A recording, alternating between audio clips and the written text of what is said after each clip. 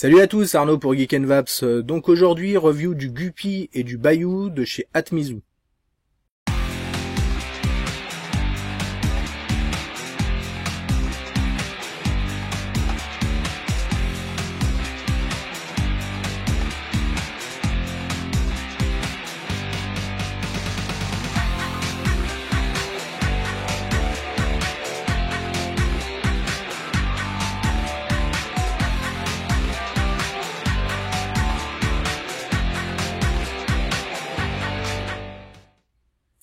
Donc l'ensemble Guppy plus Bayou de chez Atmizu est un ensemble d'un mode mecha avec un système donc de carte au tank. Donc un look vraiment très sympa. Moi j'ai flashé dessus. Bon, ça a mis 24 heures pour que je me décide à l'acheter. Donc on a un mode mecha très petit. On est sur un système de batterie de 16-340. Donc on a quelque chose de plus fin, avec une autonomie qui pourrait éventuellement être moindre, mais on verra ça tout à l'heure. Donc on a un mode qui fait un diamètre de 19,5 mm. Donc voilà, avec un tank de la même taille. Donc plutôt pas mal. Atmizu donc est un modeur grec. Donc j'aime vraiment beaucoup ce que fait les Grecs, hein. Ils sont très actifs dans le monde de la cigarette électronique, beaucoup de modeurs, beaucoup de choses très intéressantes. Et donc on va regarder sans plus attendre parce qu'on a beaucoup de choses à voir. Déjà le Guppy. Donc le Guppy lui va arriver dans une boîte en carton. On va ouvrir. Donc on a le Guppy bien sûr, on va revenir dessus après. On y trouve aussi un sachet de joints, de ressorts et de billes de remplacement, donc ça c'est plutôt pas mal. Un certificat de garantie avec le numéro de série et une notice, donc complètement en anglais, qui va donner les principes de base. On va regarder donc tout de suite le Guppy. Donc Guppy qui a une finition donc là sablée. Franchement très belle, très belle finition, avec un plat donc à l'arrière et à l'avant bien sûr, un système de connexion 510 uniquement bien sûr. On va descendre et voir le bottom cap, donc avec le trou de dégazage et une gravure Atmizu, le numéro de série, etc. Donc vraiment nickel. Et donc on va remonter, on va voir le switch, donc un switch très souple avec un système de blocage quart de tour, c'est-à-dire qu'on va tourner d'un quart de tour notre switch. Il y a un système de crantage, on va sentir, toc, on est bloqué et hop, on débloque, nickel. On va dévisser le bottom cap. Donc le bottom cap qui est, comme vous le voyez, intégré dans le tube. Donc on a vraiment un tube unique et le filetage est à l'intérieur, on n'a rien qui dépasse. On a de base un ressort en laiton.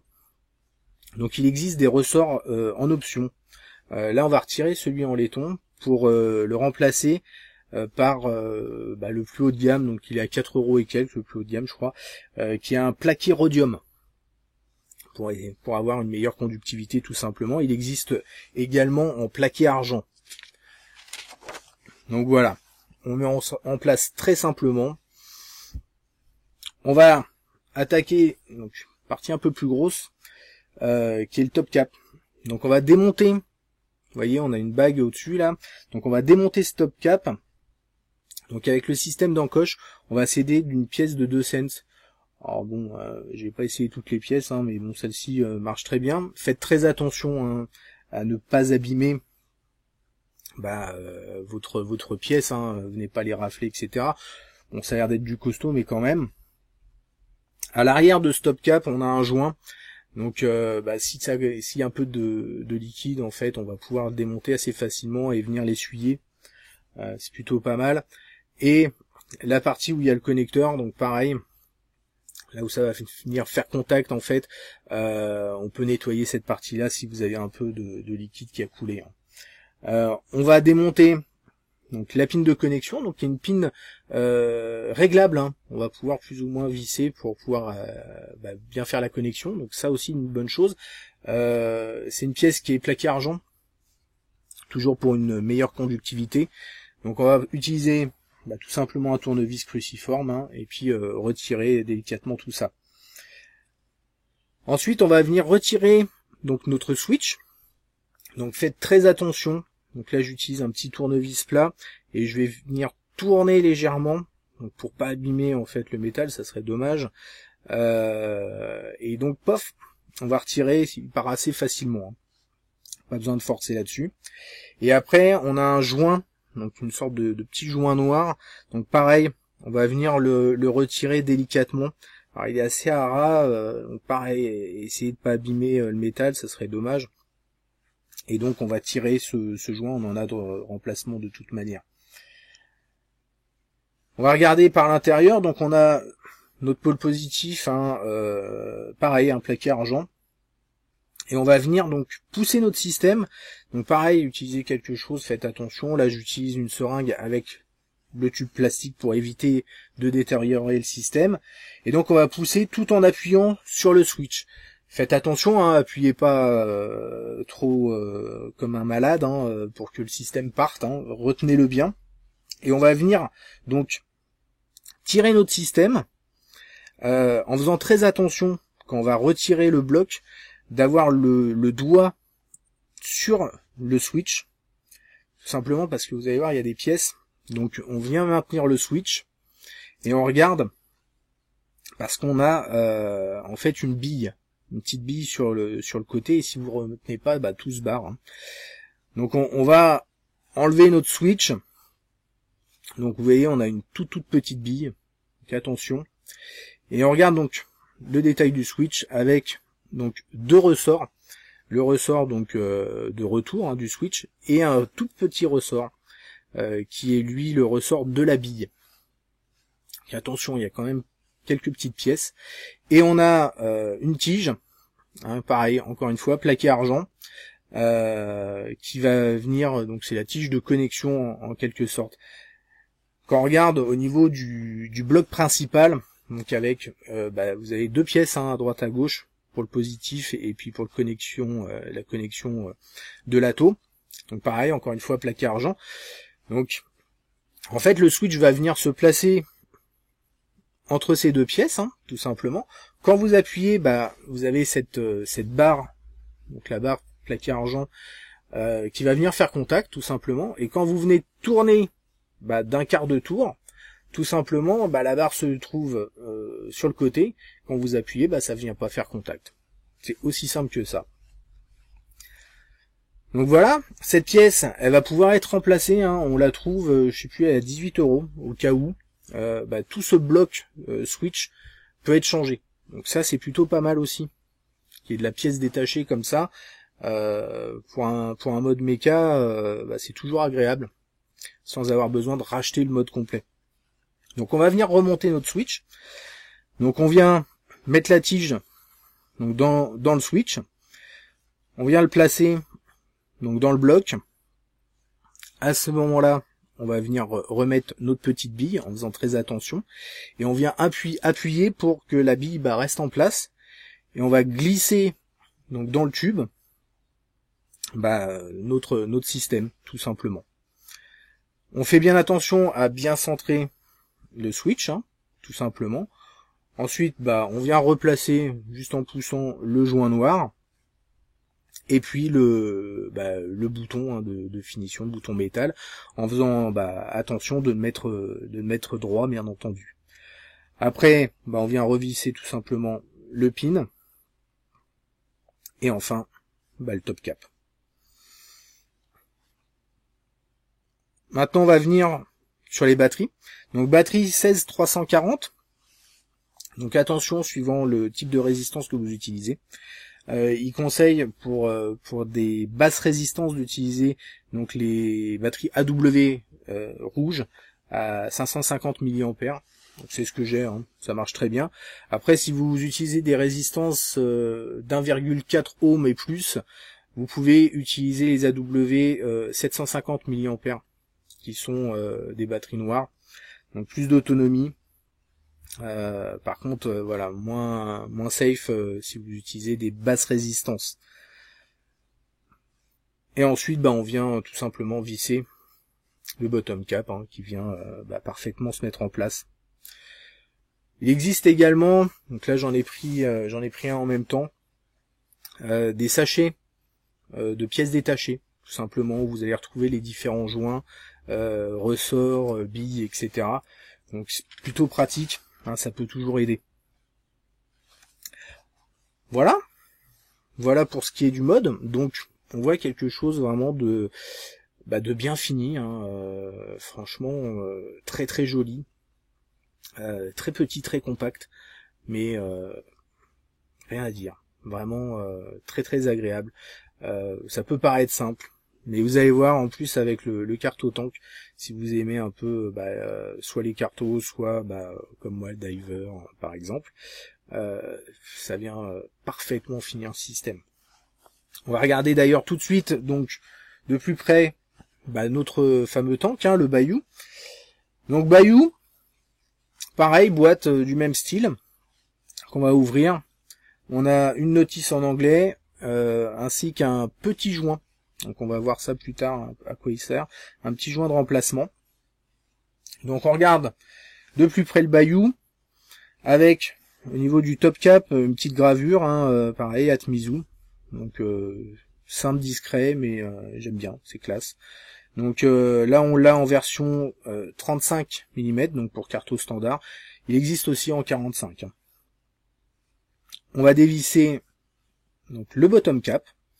On voit deux larges fentes pour l'arrivée d'air, tout simplement. Et sinon, par ça, voilà, nickel. Et une sorte de petite bague.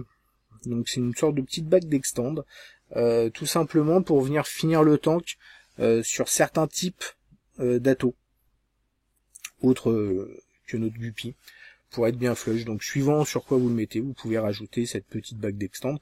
Là, on va pas en avoir besoin dans le cas présent.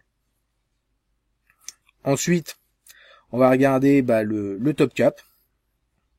Le top cap, tout simple, par la gravure. On vient dévisser ça. Et on a notre tank, donc tank en PMMA. Donc vraiment particulier au niveau de la forme, avec un petit trou latéral.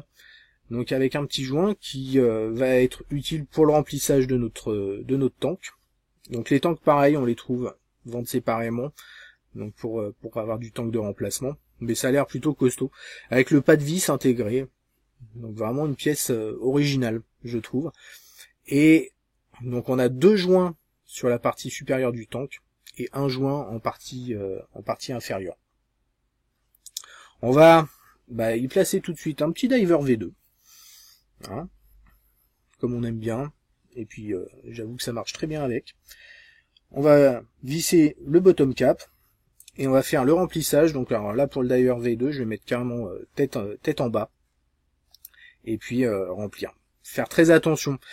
Avec le diver V2, honnêtement la plupart du temps, alors j'ai réussi à remplir là comme ça, très bien, mais la plupart du temps, je vais utiliser un système plus traditionnel pour pouvoir remplir, parce que avec les larges fentes, dès que c'est immergé, en appuyant ça vient faire pression et ça vient couler forcément.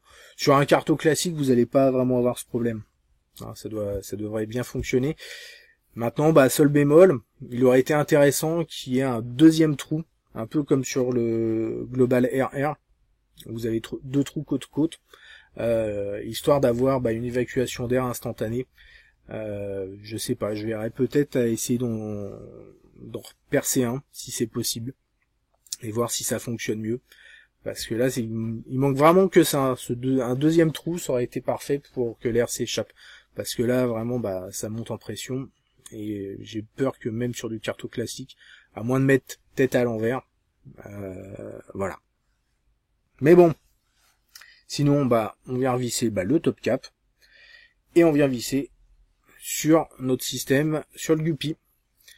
Pour finir tout ça, donc pareil, hein, ils vont vendre dans la même finition un drip tip, donc drip tip métal, bon assez simple au niveau du look, mais qui vient finir parfaitement notre système. Voilà. Donc on a quelque chose, au niveau look, vraiment très sympa, je trouve. Là j'ai donc mon Diver V2, j'ai une résistance d'1,3 ohm avec un micro-coil coton, on est sur de l'inox et on voit tout de suite. Et voilà. Et ça marche très très bien.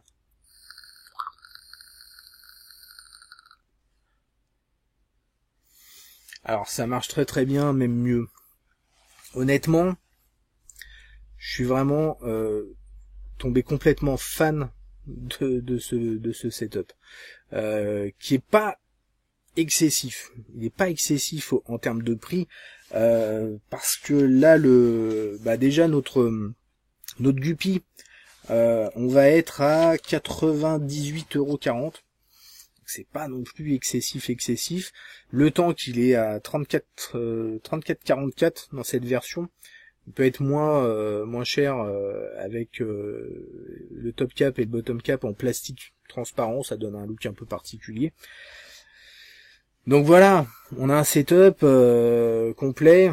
Moi, je sais qu'avec les pièces en plus, drip tip, etc. Donc le ressort en rhodium, frais de port compris, j'en ai eu pour 170 €. Alors c'est sûr que ça reste un prix, mais voilà, là où pour ce prix-là, des fois vous n'avez que le mode, là j'ai un setup complet et qui marche mais juste trop bien quoi.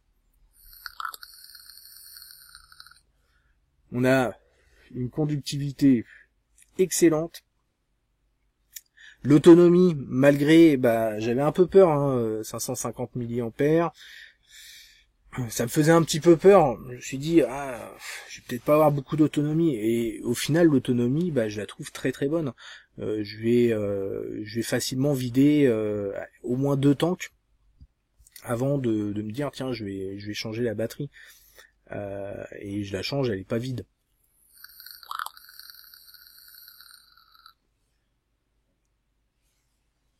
Même du coup, et c'est assez marrant, mais voilà, avec mon Diver V2, j'ai une restitution, vraiment un très bon goût là. J'ai pas un grand juice là, hein, c'est juste du Tribeca, mais avec un montage comme ça, limite je le redécouvre et voilà, franchement excellent. Il y a un autre petit truc dont j'ai pas parlé, qui existe aussi. Donc c'est une sorte de petite rondelle comme ça, voilà, hop, en plastique noir que vous pouvez venir placer, hop, ça vient s'insérer au cul de votre Guppy, voilà, comme ceci. Alors bon, c'est pas super joli je trouve, par contre du coup c'est pratique pour le poser, pour pas l'abîmer. Donc limite pourquoi pas. Après voilà, quand vous l'avez dans la main, tout petit. J'ai pas de grosses mains. Le switch est super agréable. Pas de misfire. J'ai vraiment eu aucun problème sur ce mode. Et voilà, finition nickel. Vraiment un très très bon boulot. À savoir que ils sortent dans le même look, ils sortent le Lab. Donc le Lab est la version 18-500. Donc c'est comme le Guppy en fait, sauf qu'on va pas avoir de ressort, il y a un système de protection, donc on verra, on va peut-être le tester prochainement là. Donc des petites choses, des petites différences par rapport au Guppy. Ça va être son grand frère. Il y a aussi une extend qui existe pour ce fameux Lab, pour pouvoir passer en 18-650 ou la mise en place d'un kick, parce que bon, seul bémol, effectivement sur notre Guppy il n'y a pas de kick, on va l'utiliser vraiment uniquement comme ça en méca, mais bon, ça marche très très bien. À partir du moment où vous mettez la résistance qui va bien, vous n'avez pas de soucis. Pareil, vous avez une vidéo où il a fait des tests, les bons tests concernant le drop. On a un drop ridicule. Franchement, avec les connecteurs argent, voilà, ça marche du tonnerre. Donc un très très bon setup. Enfin, moi je suis tombé vraiment fan de ce setup, qui a un certain prix, c'est sûr, mais honnêtement aujourd'hui, malgré certains mechas qui sont vraiment très bien, aujourd'hui si je devais en garder qu'un, ce serait celui-là, quoi, clairement. J'ai eu beau mettre sur ce Bayou sur d'autres modes mecha, j'ai pas eu le même rendu. Donc voilà, très très bon setup, bravo Atmizu, bravo. Voilà, on a fait le tour. On se retrouve très rapidement pour de nouvelles aventures. Merci d'avoir regardé cette vidéo. N'oubliez pas d'aller signer le manifeste de la vie, toujours et encore. Et en attendant, une très très bonne vape à tous.